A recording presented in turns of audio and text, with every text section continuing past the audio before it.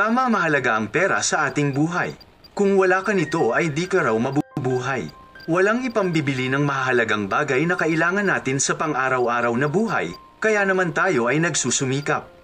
Upang matupad ang mga pangarap, magkaroon ng magandang buhay sa hinaharap, mabili ang mga luho na ating nilalasap. Ngunit alam mo ba na iba rin ang nagagawa kung meron kang hawak na malaking halaga? Dahil sa pera ang tao ay nag-iiba, nagiging ganid dahil sa kayamanan nila. Mahalaga nga na tayo ay mayroong pera, ngunit dapat gamitin natin ito sa tama, huwag ipagmayabang na mas nakakataas ka. Dahil baka ikaw ay balikan ni karma.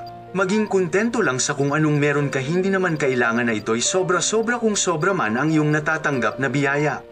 Mas mabuting ipamahagi sa nangangailangan mong kapwa. Yan na madaling ibigay sa iba dahil sa paningin mo'y may iba pang mas mahalaga. Isa lang akong barya. Isa lang akong barya na walang kwenta dahil marami pang ibang pera sa loob ng iyong pitaka. Isa lang akong barya na madaling makita't makuha nang walang nilalaang pawis at luha. Isa lang akong barya kaya madali mo akong inetsapwera at ipinagpalit sa iba. Isa lang akong barya kaya hindi mo makita ang tunay kong halaga. Isa lang akong barya. Isang barya.